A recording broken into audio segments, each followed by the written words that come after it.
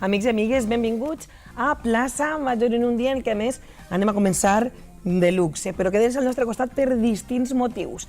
Comencem de luxe amb la presència d'Andrés Averasturi, després anem a un centre municipal d'arts en els que podem aprendre a ballar, també música, dansa i arts plàstiques, o sigui que és ben complet des de 0 a 80 i pico anys, i finalment tindrem gastronomia, a més gastronomia ecològica, que si vins, que si carns, bueno, aquestes coses que ens du Paco González Juste. Dia que començàvem de luxe, i amb Andrés Averasturi, que sobradament el coneixen vostès, periodista, escriptor, tertuliano, boníssima persona, sobretot. Doncs demà, a les 7:30 estarà a l'edifici Utxa de la Fundació Caixa Castelló per fer una xerrada que du per títol Com explicar-li el món a Cris. Anem a saludar-lo. Andrés, quina il·lusió tornar-te a veure. 2 años, después de los tsunamis. Sí, perquè bueno, vam passar junts una etapa de Canal 9 i bueno, jo m'alegra moltíssim de tornar-te a veure. Andrés, ¿quién es Cris? Es el segundo de mis hijos. Yo tengo 2 hijos, uno tiene ahora, joder, siempre fallo uno de los años. Sé que Cris tiene 36 y el otro tiene 39. Ya está a punto de cumplir 37 Cris y el otro 40. ¿Y por qué siente la necesidad de explicarle el mundo a Cris?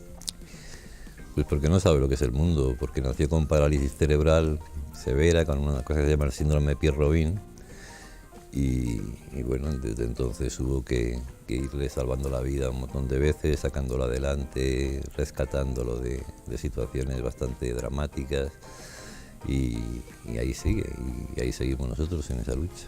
Eso es una travesía todo, porque supongo que desde el momento en que llega el hijo al mundo, llega en ese momento Cris al mundo, y bueno, te explican, ha nacido con parálisis cerebral. No te lo explican, ni siquiera, no. ¿Cómo es esto? Tiene problemas, entonces bueno, los problemas no se saben cuáles son, no se saben qué alcance, porque una cosa es el síndrome de Pierre-Robin, es una cosa muy concreta, es un síndrome que se conoce, es el paladar abierto, la mandíbula un poquito hacia atrás y la lengua suelta. Entonces lo primero que había que hacer era sujetarle la lengua, operarle, y cuando apenas tenía horas de vida, y fijarle la lengua, ¿no?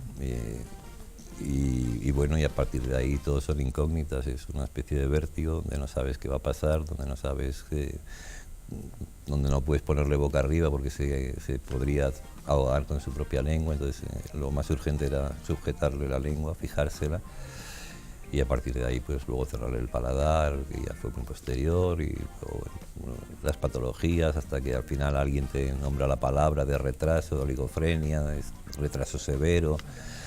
Y bueno, pues tienes cosas pintorescas que te van pasando, ¿no? Hacen un escáner y no encuentran nada raro en el cerebro, luego te dicen que es sordo, luego te dice un neurólogo que es una cosa pasajera, y tú te das cuenta de que no, que ni es sordo, ni es pasajero, y bueno, pues al final es una parálisis cerebral que le afectaba a las 3 cosas fundamentales, que es la motricidad y la sensibilidad, la intelectualidad, ¿no? La capacidad de pensar, de tener intelecto. ¿Qué mensaje quieres trasladar? Nosotros somos conscientes, la sociedad, de lo que implica o de lo que es vivir con una persona. No, yo creo que no, pero tampoco, yo no pretendo trasladar ningún mensaje. A mí huyo de los mensajes como del diablo, no me gusta nada. Yo lo único que he intentado con esto, que no iba a ser un libro, que era una bobada, que empecé porque sí, sin motivo aparente, ¿no? Y luego ya fui añadiendo cosas, y aquello iba engordando, pero escribía, dejaba de escribir, se juntaba el otoño con el invierno y no había escrito nada, hasta que ya un día pues le puse una especie de, ni siquiera punto final, porque el libro no tiene un punto final, ¿no? Termina con una palabra y punto, y sin punto. Y no había mensaje, era bueno, yo creo que tenía la obligación moral de decir la verdad, ¿no? De decir la verdad sin espejos deformantes, de gritar mi cabreo, de expresarlo en voz bajita y tranquila, de mis reflexiones sobre todo lo que habíamos vivido, sobre la incomunicación, sobre la muerte, sobre la vejez, sobre cómo íbamos cada vez pareciéndonos más, estando más cerca, ¿no? Y cuando tienes un hijo así, al principio te preguntas, la pregunta típica de todos los padres es ¿qué va a ser de él cuando yo falte, ¿no? Pero cuando ves todo lo que ocurre, cuando vas viendo y sacándolo adelante de un montón de cosas, la pregunta es mucho peor, es ¿qué va a ser de mí cuando él me falte, ¿no? Porque porque lo normal es que un hijo no entierra al padre, pero nosotros pues todos los años en el colegio, en el centro que tenemos, pues tenemos que ir a 2 o 3 entierros porque son el último eslabón de la cadena de la discapacidad. Es que hablar de parálisis cerebral es una cosa muy genérica, es un trocito de cerebro que está dañado, entonces depende de dónde esté y del tamaño del daño, pues afecta a una parte o a otra. Hay gente hay con tantos parálisis casos como personas. Claro, hay parálisis cerebral que están en la universidad y hay paralíticos cerebrales que son un poco los que nos ha especializado la vida en el centro nuestro, que son pues eso, el último peldaño, son chiquillos que no tienen ninguna autonomía, son absolutamente dependientes para todo, para andar, para comer, no hablan, no controlan todas sus necesidades fisiológicas, es decir, son chiquillos que hay que estar permanentemente las 24 horas con ellos. ¿Y a qué se le puede explicar el mundo? ¿O No. con sensaciones y cariños y afectos? Es muy complicado, entonces, porque lo que te decía, ¿no? La falta de proceso intelectual es muy difícil, entonces nosotros vivimos como si, que es una idea de Paniker, que a mí me parece que era bonita, ¿no? Como si realmente no se entendiera, pero bueno, pues el título incluso es una pirueta, intenta explicar que es imposible explicarle, ni a él ni a mí, porque yo tampoco entiendo el mundo, ¿no? En definitiva, yo no estoy aquí, se lo quería explicar, si se lo quería explicar a Chris o me lo quería explicar yo a mí mismo, ¿no? Y no he encontrado explicaciones para el mundo, ¿no? Pero en el fondo Chris no es solamente Chris, es toda la inocencia que sufre, ¿no? Los críos que están muriendo abrazados en la guerra de Siria, los que están perdidos en las playas, los que están metidos en un campo de refugiados, sin padres, sin madres, sin nadie, todo esto. Son chiquillos que no han hecho nada, no han elegido nada, no han tenido ni siquiera la oportunidad de elegir y bueno, se encuentran condenados al sufrimiento desde que nacen, ¿no? Y me parece que es terrible. Deshumanizados estamos. Luego te encuentras otros ejemplos que sí, ¿no? Son una llamada a la sensibilidad, pero en general estamos deshumanizados, nos alejamos de estas realidades. Bueno, las dejamos en un titular. No hemos aprendido a enfrentarnos al sufrimiento. Yo creo que es una asignatura pendiente y en la cultura que tenemos mucho más todavía. Tenemos una cultura de la inmediatez donde hay pastillas para todo, donde hay remedios para todo, donde todo tiene una solución fácil, rápida e inmediata, ¿no? Desde Google, que te responde inmediatamente a lo que quieras, hasta una farmacia que te quita el dolor de cabeza en 10 minutos. Bueno, hay una cosa que está ahí, que es el dolor, y a la que no sabemos enfrentarnos. Cuando nació el mayor, pues aquello era un reguero de patucos, de baberitos, de flores, de bombones, de todo. Cuando nació Chris, pues no hubo nada. ¿Por qué? Porque la gente es mala, la gente ha dejado de querernos, hemos dejado de tener amigos, no. Pero no sabemos cómo ir. ¿Cómo vas a ir a ver a una madre que ni siquiera conoce a su hijo porque se lo hubo que llevarlo a La Paz rápidamente, ¿no? Prácticamente en cuanto nació?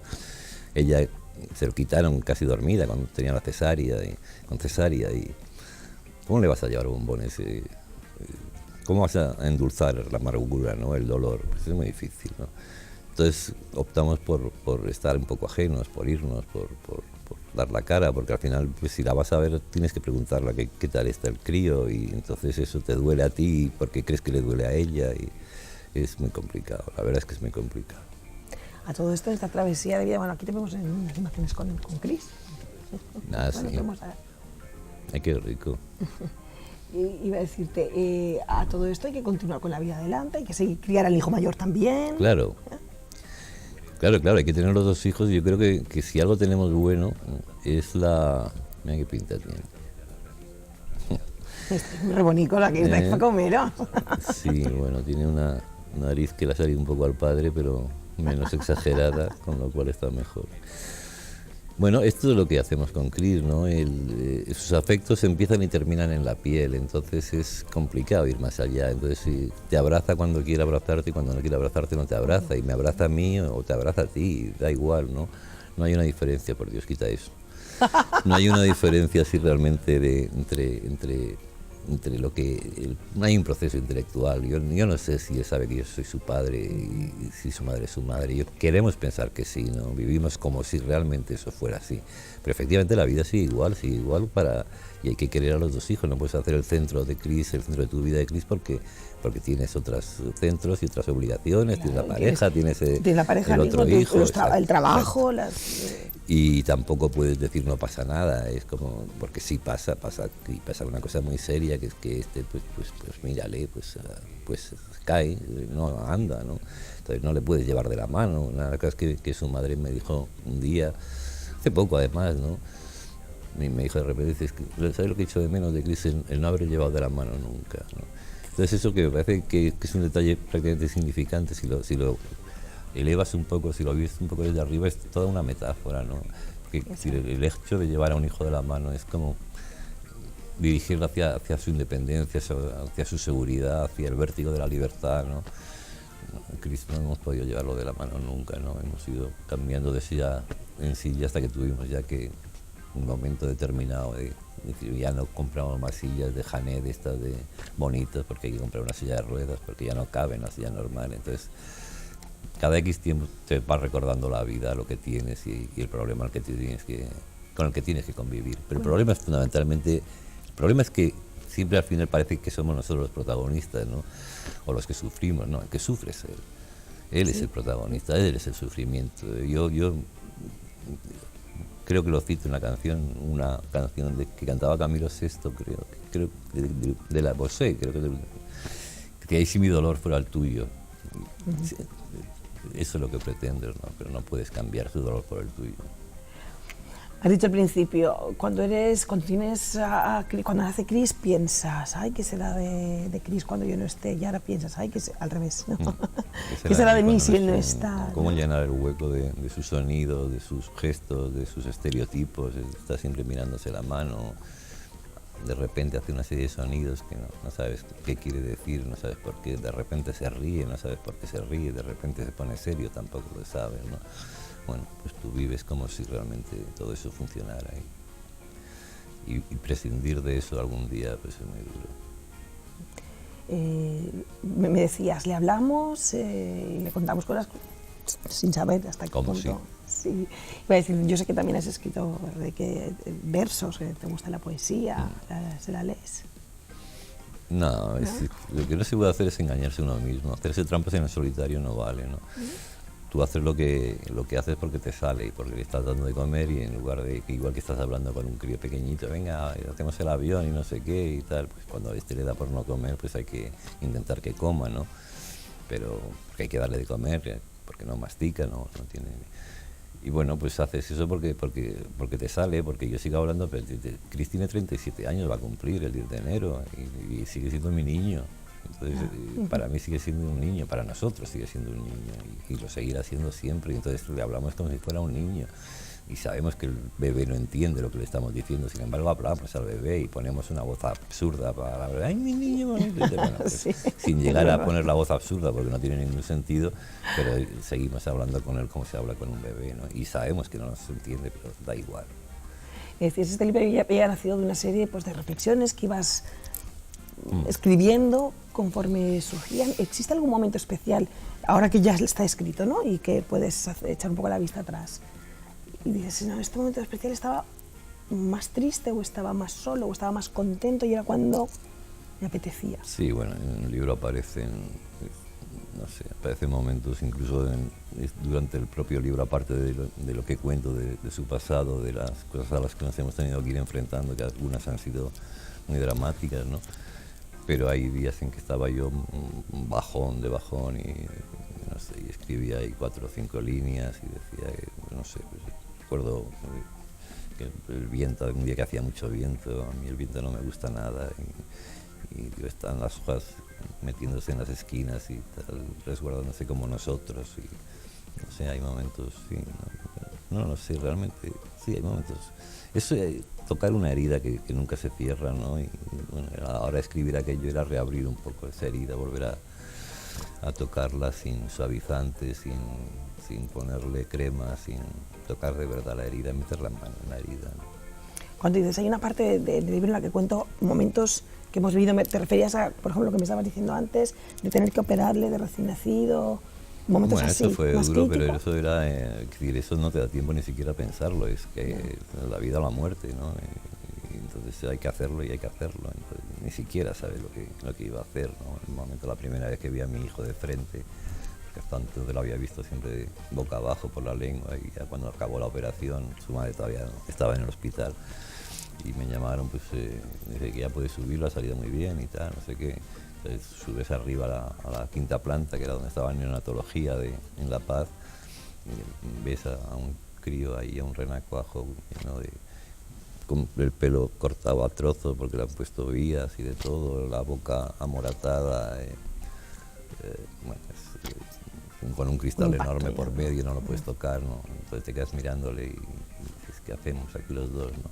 No, pero hay momentos dramáticos, sentimentalmente mucho más duros, ¿no? Tuve una septicemia, un momento determinado, y después de una operación pequeña de caderas para que no le doliera, pilló una infección de quirófano, me imagino, lo dieron de alta, y el chiquillo estaba mal en casa, cada vez iba peor, ¿no? Veíamos que estaba mal, y una vez más su madre fuera que dijo, bueno, ya está, esto no está bien, vamos a urgencias. Entonces llegamos a urgencias, le hicieron una analítica, y era una analítica como si lo hubiera escrito un loco, ¿no? El potasio por un lado, todo estaba absolutamente terrible. Entonces, bueno, pues era efectivamente una septicemia, lo llevaron a la UCI, a la UBI, y allí el día siguiente la doctora me dijo, porque yo estaba con ella en ese momento, Lupe, y mi mujer y mi hijo estaban al fondo del pasillo, y me dio a elegir entre dejarle tranquilo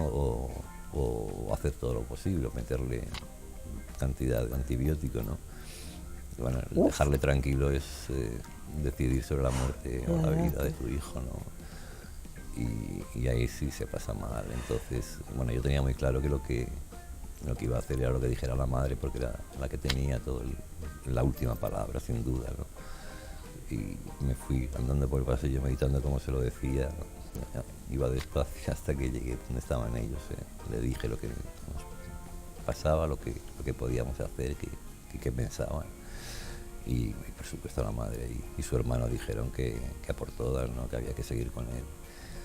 Y bueno, se lo dije a la doctora, vamos a intentar sacarlo. Tampoco teníamos muchas esperanzas de que saliera, ¿no? A pesar de todo, pero bueno, salió. Realmente pero hay un momento en que te conviertes en el Dios. Bueno, realmente siempre eres el Dios de tu hijo, ¿no? Siempre decides dónde poner, no solamente ya en el caso extremo de decir si vive o si no vive, sino si le pones a la sombra o le pones al sol, si decides ponerle una manta o ponerle dos mantas, porque él nunca te va a decir nada. Entonces, el desasosiego es continuo, es muy complicado, porque es tan difícil convivir con ese desasosiego a todas horas, sí. No, pero es que hay cosas pequeñitas, por ejemplo, yo te pongo como ejemplo siempre, porque claro, lo de decidir lo de la UBI y tal, pues es una cosa muy dura, muy seria, muy definitiva, ¿no? Pero si te planteas cuántas veces el mayor de repente a las 3 de la mañana decía, papá, agua, o mamá, agua, tal, que tenía sed, te levantaba, le dabas un vaso de agua, que venga a dormir, volvías a ropar y se volvía a dormir. Entonces dices, ¿cuántas veces Cris ha tenido sed a lo largo de la vida? A las 3 de la mañana y no ha dicho nada. Y yo no lo he sabido, ¿no? ¿Cuántas veces ha tenido frío y no le he arropado? ¿Cuántas veces ha querido estar al sol y yo le he puesto a la sombra creyendo que estaba mejor a la sombra, ¿no? Y esto que es una bobada porque sabes que tú lo has hecho lo mejor que crees y que has hecho todo lo posible, pero sin embargo la realidad objetivamente es que seguramente ha pasado sed mi hijo, ¿no? Y eso desasosiega total. Te descoloca. Y iba a decir lo bonito, no sé si es la expresión correcta, pero de esta experiencia vital de vivir con Cris. A ver, yo digo en el libro una cosa que me parece que es, como que lo hayas dicho yo, sino yo creo que la vida no es hermosa, ¿no? Es la diferencia entre el ser y el estar, que me parece que es fundamental. ¿Tú eres pesimista No, yo soy objetivamente pesimista, ¿no? Pero tú me conoces y no soy un amargado, ni soy un tipo que va arrastrándose por los caminos, ni nada. Incluso a veces llego a ser incluso gracioso, ¿no? Sí. Entonces, yo creo que la vida no es hermosa, pero sí se puede vivir hermosamente. siempre que no te engañes, ¿no? Entonces yo lo que he tratado en este libro, o lo que al final lo que ha salido de esta reflexión es no engañarme y no engañar a la gente. Dice, esto es injusto, esto es una infamia, esto es una estafa. La vida de Chris es una estafa. Una vez que aceptamos eso, hay momentos fantásticos y momentos en que te agarra y no te suelta, y me da igual que sepa o no sepa quién soy yo, ¿no? Pero su vida es una estafa, porque no es una vida donde él pueda elegir las cosas, donde pueda comunicarse conmigo, donde puede decir que tiene miedo, que tiene sueño, que tiene sed o que tiene calor, ¿no? Entonces, una vez que aceptas esa realidad objetiva, pues ya se puede vivir hermosamente, y se puede vivir con momentos buenos, con momentos malos y con momentos muy duros, ¿no? Las neumonías, las enfermedades, los ingresos, las vías con unas venitas chiquititas que tiene, pues todo eso es terrible. Però bueno.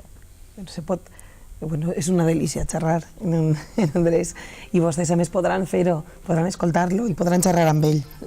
Demà a l'edifici Utxa de Fundació Caixa Castelló, crec que és a les 7:30, 19:30 de la vesprada, pero yo creo que me cuentes antes, ya hemos hablado de ti, del libro, de lo que vamos a hablar mañana. ¿Qué estás haciendo ahora, Andrés? ¿Qué? ¿Qué estás haciendo ahora? Nada. Criar No a voy a hacer nada, ¿Estás soy jubilado? un pobre jubilado, no hago nada. ¿Estás bien? Estoy yendo de un lado para otro, pero estoy trabajando más que antes, pero no, estoy bien. O sea, yo no he hecho nada de menos, ni todo este rollo de la tele, ni la radio, ni Ya lo colaboro he oído. con Radio Nacional, con Sé que Pepa colaboras en Radio Fernández, Nacional y los en fines de Europa, pero semana. también, ¿no? ¿Escribes algún artículo de Y escribo opinión, artículos, sí.